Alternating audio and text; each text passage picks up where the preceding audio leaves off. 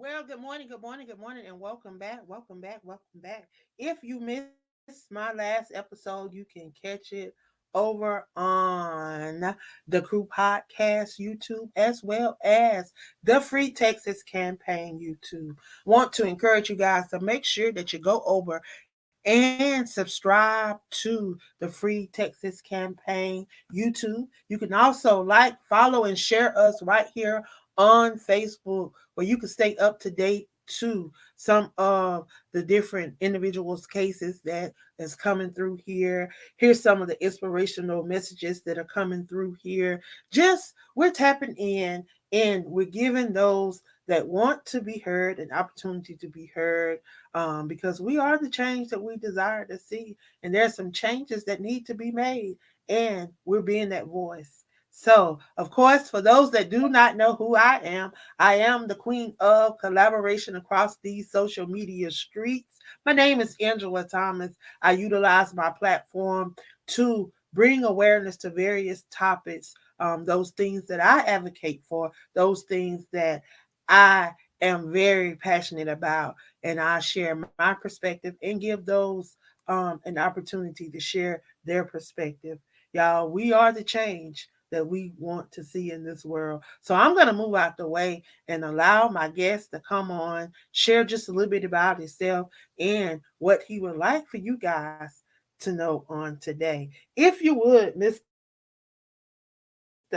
Ayala, if you would, the floor is yours.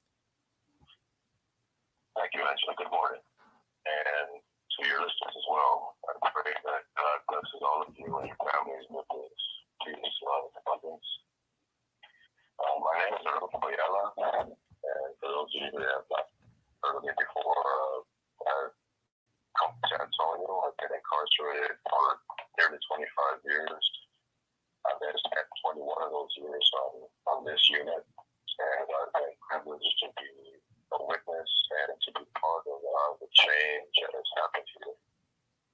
And currently, I have a job assignment as a peer educator, and I'm able to walk around the whole unit and teach classes and work with people and helping them understand the situations in life.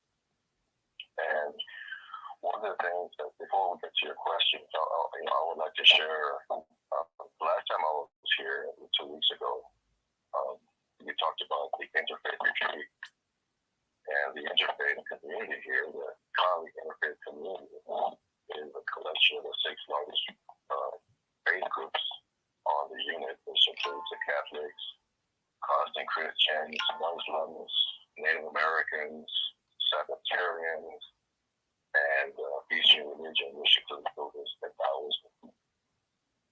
And we're working together for the last almost 10 years now and trying to help change the negative culture of this unit. We agree to disagree on doctrine, and we work for the common good. And this retreat was the first retreat we've had since COVID. This was number 7. And although I can say that I was rusty in its management, J.J. Garza, a.k.a. he did a great job coordinating.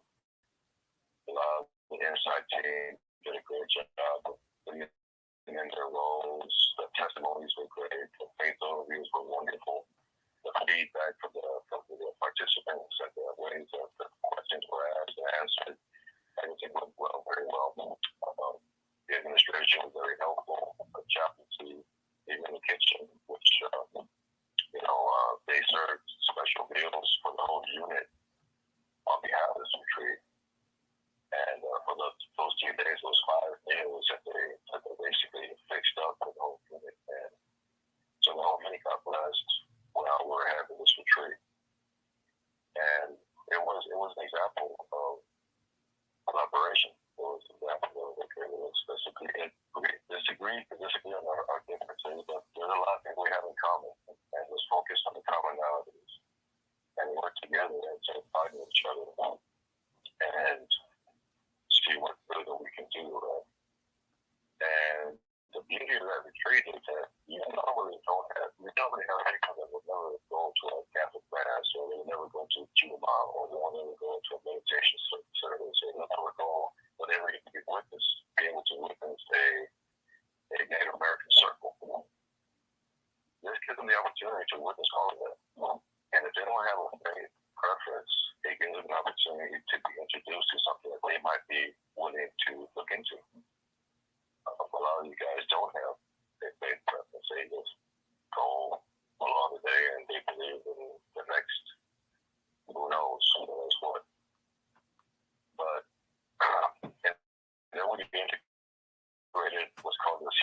workshop, which is a faith-based self-development course. And so we help them understand a little bit more about themselves, and we let them understand a little bit more about the faith that they might be interested in pursuing. And then the hope is that they continue that, after the retreat with the classes that we have or any type of services that are already provided by the agency. So it went very well, and I'm very proud of you guys. And I'm looking forward to hopefully having some doubling up the amount of retreats we have on every year from one retreat a year to two retreats. And so it's something to pray about, definitely. So I'm open to any questions that you have as far as regarding the intellectual stuff. So yeah, I do have a couple of questions. So I know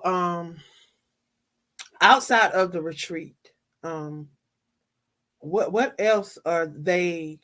What else do they have in place that could help individuals that may be struggling? I know the retreat was a good place for people to mentally release some things, spiritually release some things. Um, this is Suicide Awareness Month as well as Prison Awareness Month, two things that I'm passionate about as a suicide attempt survivor. Oftentimes, like to share about that. Um, I was privy to a video of a young lady that had an opportunity to speak in front of a panel. They were talking about some things that were going on in TDCJ. Her husband lost his life. I want to say he passed away in June, and I want to say he was in the Conley unit because the group that I'm in is a unit. It's for the Conley unit. It's called the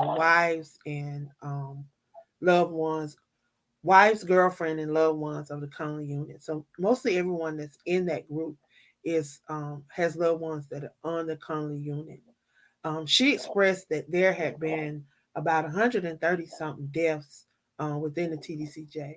So I was just wondering, what is the mental capacity? What kind of services do they offer individuals that may be struggling? Because I know that being in a prison environment, because I know that y'all are not treated with the utmost respect and treated like um, could be treated like animals at times. Um, and I know that that is not easy on you guys, and then especially some of you guys that have been doing some time. So if you would share a little bit about the services that you have, and if you don't have services, what are some of the alternatives to having those professional services that you guys may offer?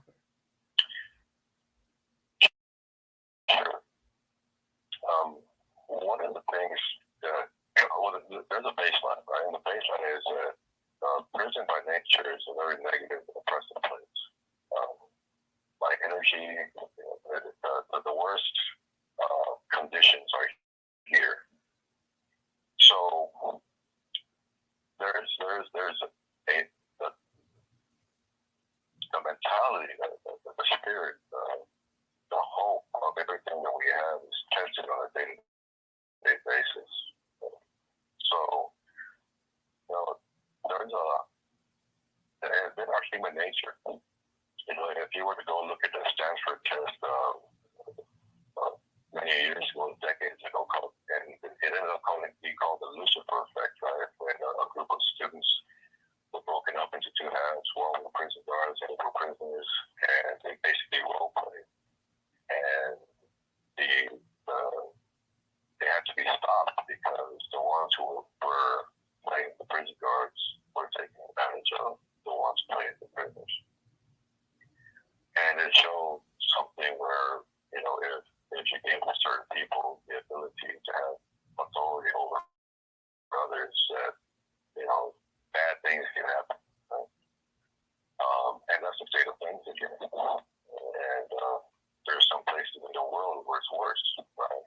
But in here, it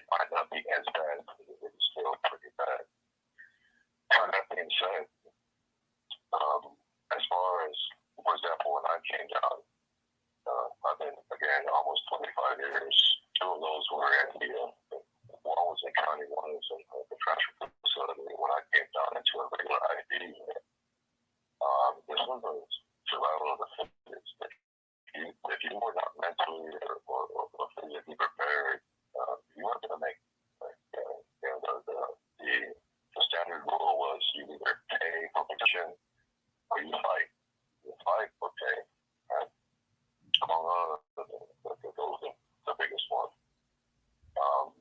So, for example, I shared previously that the only way I was able to make myself was that I was willing to go the extra mile, and I wasn't really willing to hurt somebody just to be safe, right? So that mentality had to change, and in time it did change, and the environment has changed with it, right? So I'll say that when I came down in 2000, when I was in county jail back in '99, I wanted to put together some programs for the guys in the county jail. I've always been a guy to put programs together. I'm an actor guys for it. And they pretty much passed that. Kids and six months to work. And then I came to the prison system in Garza East, and I presented there, and they called me down to the warden's office and told me I had to wait to get to the regular ID unit. So then I get the regular ID unit, I presented there, and they start calling me a Luis wannabe, right? If you don't know who Luis was, he's the one that filed the lawsuit back in the late 80s, 70s about the building tenders. And they harassed me for many, many years behind that. Behind wanting to do something good, wanted to help people, right? And we would get together in the day rooms and have little classes, like little circles, and they break us up thinking we're having a gang meeting. We do in rec yards, and they break us up over there. And this was this unit. So, I witnessed the amount of change that the system itself has had in accepting these types of changes and these types of movements, right? And it's been harder. Nothing like that was easy. It took a lot of consistency. It took a lot of blood, sweat, and tears. And so when I made my full conversion back into the faith back in 2008, the chaplaincy was doing a lot of things. But there was nothing outside the chapel. You have to go to the chapel to participate in anything else positive. So now we're able to take things out of the chapel, take things out of the education department. As I was saying, I'm being educated. I'm able to move on the whole unit, and we can do things on the sections, on the day rooms, at the cells. We can't go in the cells, but we can be at the cell doors, like we do in closed custody, and say, and we help, facilitate programs there, and we help discuss certain things that they might be struggling with. And I think that is the biggest key to the change that's happening, change the culture, because they're able to meet them where they're at, right? And the way the system has worked to facilitate that, there's an office that was created last year sometime. It's called the Self-Harm Prevention Office, okay? And that has to do with dealing with people with high suicidal risk. So there is a movement by the system to address these issues, right? And as what we call a peer walker, there's peer educators, field ministers, and life coaches. We're part of that self-harm prevention office, and that they give us certain amount of names that are on the list, and they divvy it up. And we go and we meet with these men every week, once a week, just make sure they're okay. How they get on this list is called, they have to reach a threshold of a 13-point criteria. And this 13-point criteria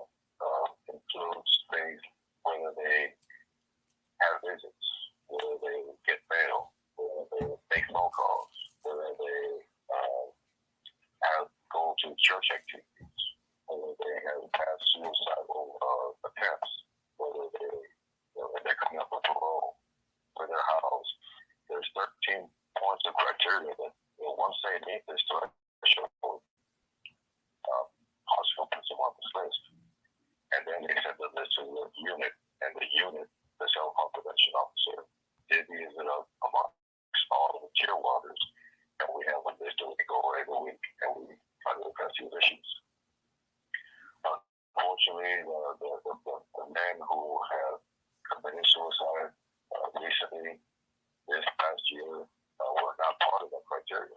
These were things that, I'm not going to say caught us off guard, but they weren't part of our field of vision. Right? And that goes to show that there's no cookie cutter process that can determine whether somebody is suicidal or not. It could be a multitude of reasons. And, I go around and I talk to a multitude of people. Everybody has their own miseries and their own problems and their own struggles. I kind of shared that with you the last time. And the thing is, the key to that is us getting out there as inmates, as offenders, as going out there with our brothers and white, and being available to them, right? Because they will not talk to the officers the way they talk to us, right? And a lot of times, they don't open up too freely with us either. If they don't know us, it takes time to develop a relationship for something to open up. That's really is with that. Those are the things that are happening here on the unit, and so those are things that we're personally involved with. And the basic thing is that we're in a bad place. We try our best to make the best out of it. Your conditions, the conditions are a lot of ways self-determined. I can make this my training ground for a career in personal development, social work, or I can sit here and just watch TV all day. I could make this into my seminary. I can make this into my university. I can make this time into anything that I feel that's going to benefit me in the future. So those are the ideas that we press. We press the idea, the truth, the reality is that there is hope, and we have the potential. Each other not. We have guys who are wonderful artists, wonderful writers. They have great business plans. They have great ways to develop their speaking skills. They have so many different things that we can use here. And a lot of it isn't just there for the taking. You have to look. You have to push. You have to move some things, move the bushes. And one of the things that I believe that we're doing here on the unit is we're showing that it's possible to do that. A lot of guys don't know that it's okay to go and move the bushes. They don't know that there's a door behind this corner over here. And what we do, we're able to give them the example that they need to do that. Right? And help them find their identity. I'm a firm believer that if the person has a strong identity, you're not going to feel the need to escape reality with drugs or alcohol, or you're not going to need to escape life by committing suicide. Right. And again, that's not a cookie cutter issue, but it's possible to start with that. Right? So that's a long-winded answer to your question, but I'm sorry. I can go on and on. Any other questions? No, I was just, I see that question come up a lot, and then it's like I say, it's suicide awareness month, and then prison awareness month, and then I know currently y'all are on a statewide lockdown. And you mentioned something. You said if people understood who they were, they knew their identity, that they wouldn't have to turn to these drugs and turn to these different things. Um, but drugs have become a serious problem inside the prison system.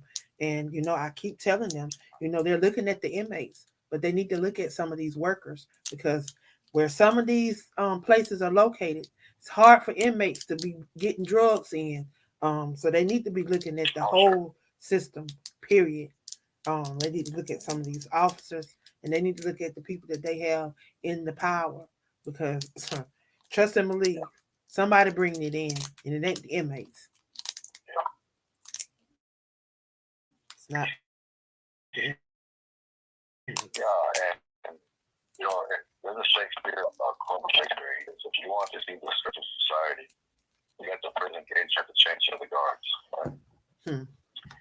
And, that's true in a lot of ways. There are some good officers that really care about what we do. There's some officers that don't. Right. And the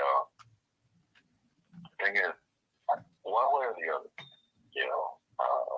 prison is full of criminals on both sides, right? Right. You have the inmates who are the market and are the source of the transactions, and you have the ones who are willing to feed that transactions, the ones that are willing to feed that market.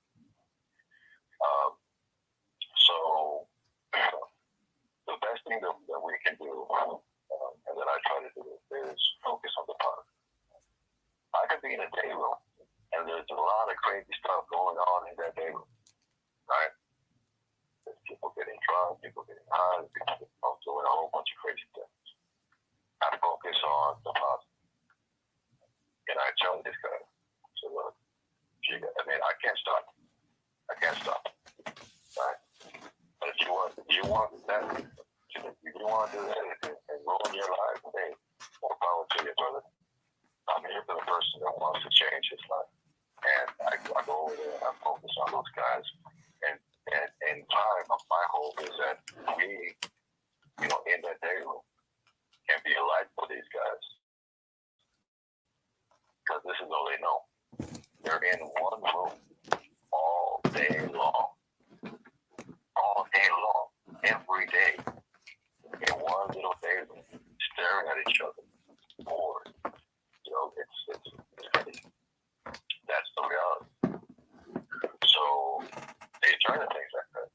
So say somebody takes the time to want to explore who he is and find something. I want to be a truck driver. Well, there's no truck that you can drive here. There's a few books that you can read. So what exactly is he going to do from the outside? Right? And that's where a lot of guys lose hope, because there's nothing that they can do. Our job is to help them start from the inside out. If you want to be a truck driver, maybe you have to work on your discipline. Maybe you have to work on your work ethic. Maybe you have to work on understanding certain things. Are you good at math? You have to determine certain weights and lengths. So there's a lot of things that we're trying to do to help them. And because we don't have anything here, Golly has no education, has no vocation, right? We're all they got, basically. They do have a changes class that prepare guys to go out, the ones that take parole. Goodwill just came in for a high school presidency program, but there's nothing here. Back in 2016, I started off on this unit as a red letter. Okay, I was giving these people hell. And in 2016, I organized a grievance campaign of over 500 grievances. That's a lot for a unit. That's a lot. For education and rehabilitation, because there was nothing here. Right? And when the war came down on me, when we jabbed me up, put me against the fence, and cussed me up for about 5 minutes straight, when he was done, I asked him a simple question. I said, "Ward, can I ask you a question?" And he said, "What?" I said, "Can't you help me? Help these guys? And that's all we want. We just want a way to better ourselves. There's nothing here for them." And so that started the process of trying to find these different avenues.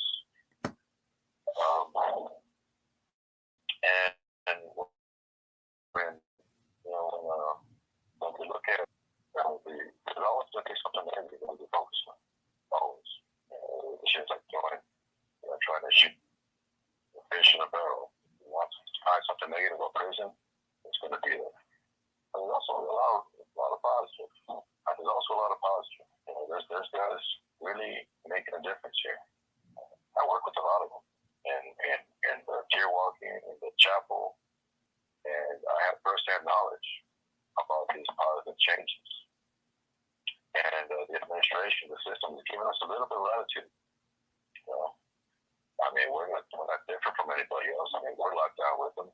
We're going to get shaken down with them. We're inmates. But they give us a little bit of latitude to do what we do. And we're very serious about what we do. And we're very hopeful that it's going to help transform the culture of this unit. And hopefully it's going to be a model that can be duplicated in other units. And that's one thing I would like to share with you, listeners. Is that 1 minute left. I started this letter basically for guys who are on parole, my brothers, and just sharing things that they're going good on this unit. So if they would like, if your listeners would like to reach out to me and they can receive this letter, it's secure, they can feel free to do so. Hopefully you can get a way to do that. I don't know how to do that, but if they can do that. And I can share stuff like that also as well. But I'm running out of time, so I'll leave it there. Well, thank you for stopping by again. Of course, we do this every Monday, so yeah, hopefully you'll get a chance to come back on next Monday. I tell you, if you have been blessed by anything that have been shared on today, y'all, please share this in your circle of influence. You never know what the next person may need because they may have a family member that is incarcerated, and they just need this word of encouragement, this uplifting, this what we're sharing. So I want to encourage you guys to please make sure that you are following the Free Texas campaign. We have a YouTube page, we have a Facebook page, there's an email address, and we currently have a petition now because the state of Texas needs to be held accountable for all of the wrongdoing that has been going on behind closed doors within this judicial system here in the state of Texas. So I urge you guys to be a voice, to allow your voice to speak and be heard. We're gonna end this segment. Y'all stay tuned. I'll be right back with my next person.